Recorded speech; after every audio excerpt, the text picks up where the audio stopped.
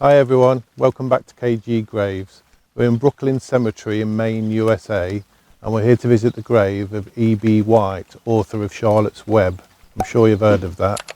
More information coming up shortly. I hope you enjoy the video.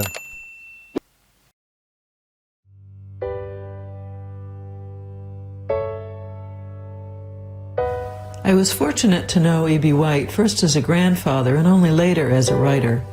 What was clear to me, even as a child, was his unsurpassed capacity for wonder. Geese watch the world through eyes that often seem capable of seeing things not visible to men. I have always envied a goose its look of deep superior wisdom. I miss the cordiality of geese, the midnight cordiality, and they are the world's best drinkers, forever at it. I would really rather feel bad in Maine than good anywhere else. All that I hope to say in books, all that I ever hope to say, is that I love the world. I guess you can find that in there if you dig around. My grandfather's extraordinary gift, first as a human being and second as a writer, was that he could retain and summon that lifelong sense of wonder and render it perfectly into words to share not only his acute observation, but the great feeling and often humor attached. That's one for the hoopla department, in my opinion, but then I am his granddaughter.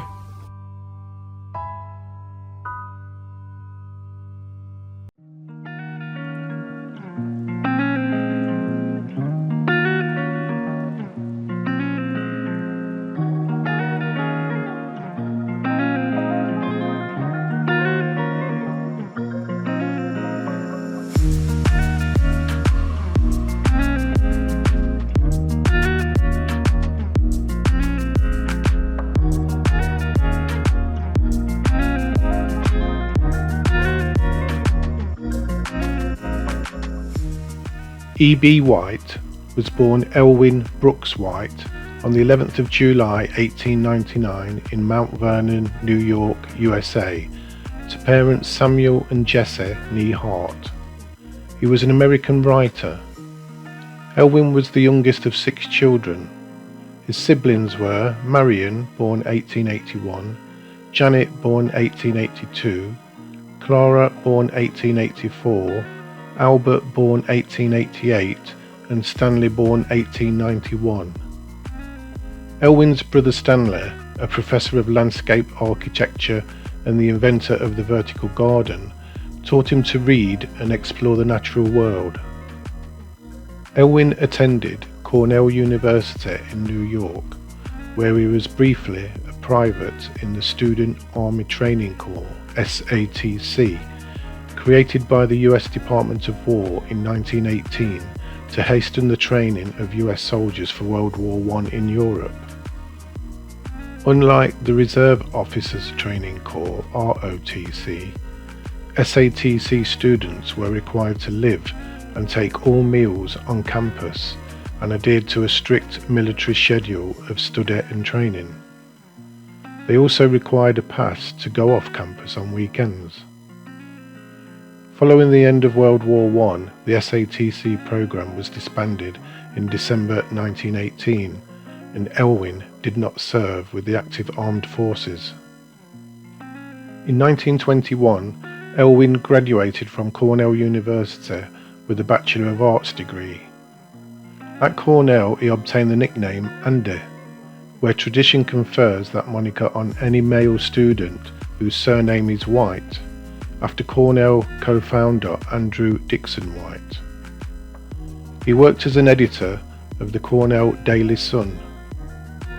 After graduating from Cornell, Elwyn went to work for the United Press, later United Press International, and the American Legion News Service in 1921 and 1922. From September 1922 to June 1923, he was a cub reporter for the Seattle Times. Elwyn was fired from the Times and later wrote for the rival Seattle Post-Intelligencer before a stint in Alaska on a fireboat. He then worked for almost 2 years with the Frank Seaman Advertising Agency as a production assistant and copywriter before returning to New York City in 1924.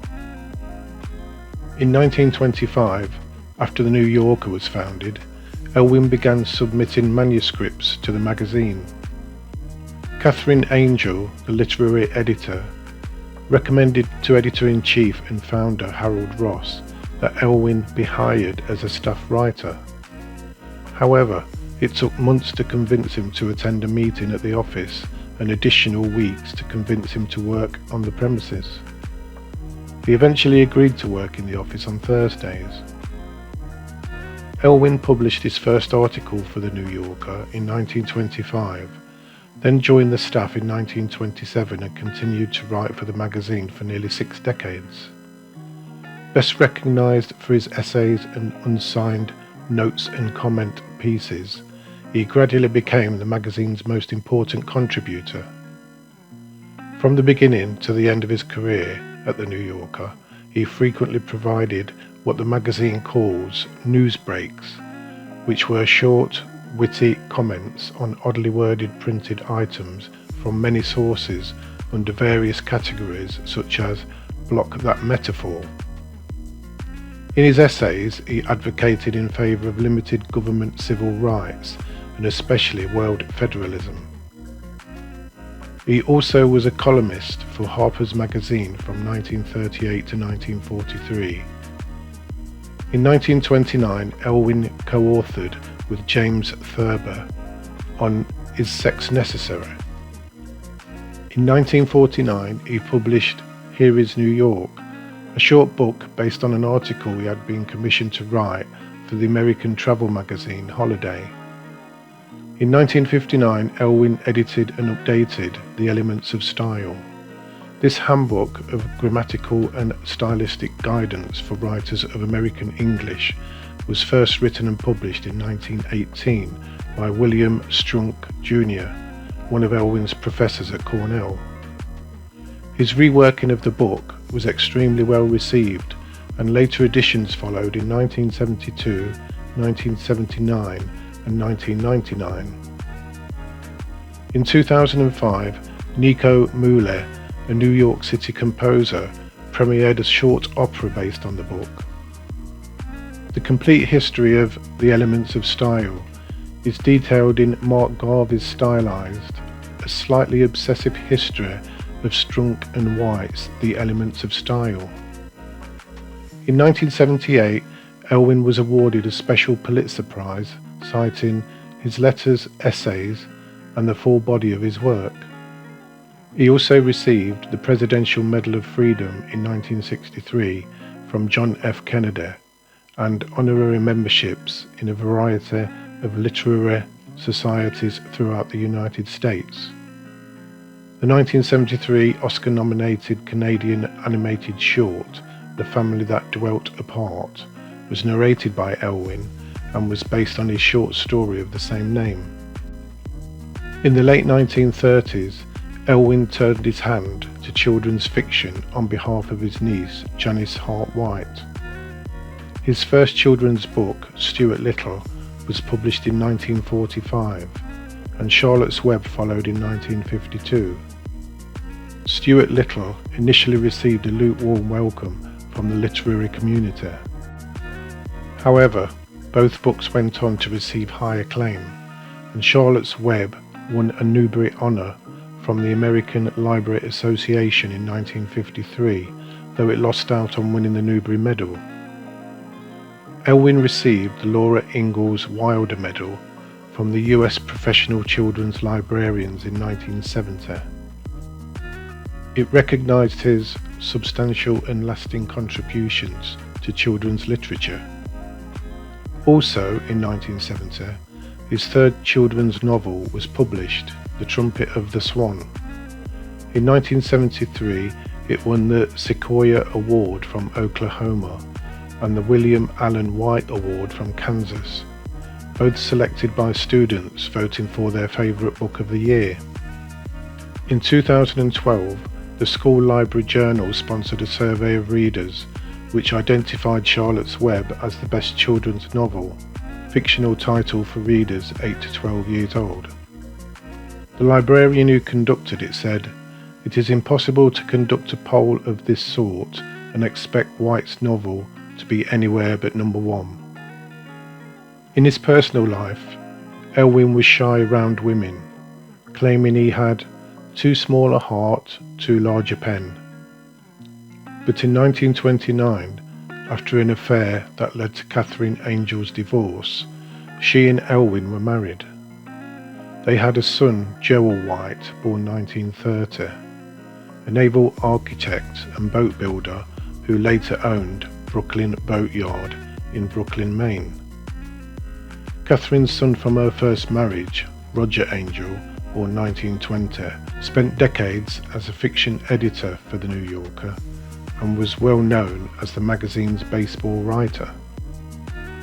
In her foreword to Charlotte's Web, Kate DiCamillo quotes Elwyn as saying, "All that I hope to say in books, all that I ever hope to say, is that I love the world." James Thurber described Elwyn as a quiet man who disliked publicity and who, during his time at the New Yorker, would slip out of his office via the fire escape to a nearby branch of Schraft's restaurant to avoid visitors he didn't know. Later in life, Elwyn developed Alzheimer's disease. He died on the 1st of October 1985 at his farm home in North Brooklyn, Maine. He is buried in the Brooklyn Cemetery beside Catherine, who died in 1977.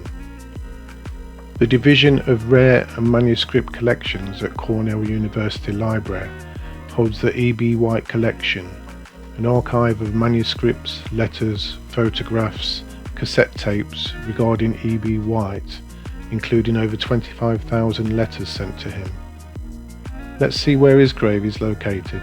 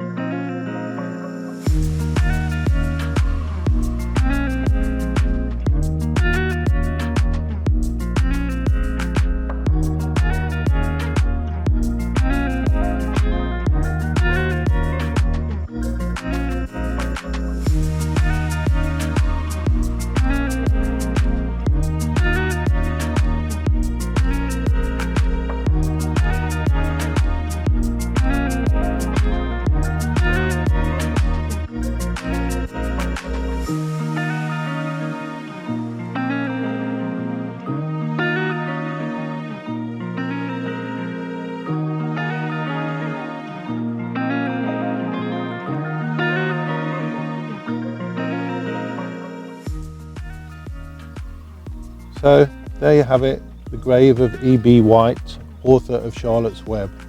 As usual, if you like the video, give it a thumbs up, subscribe to the channel and hit that notification bell. Thanks for watching. See you on the next one.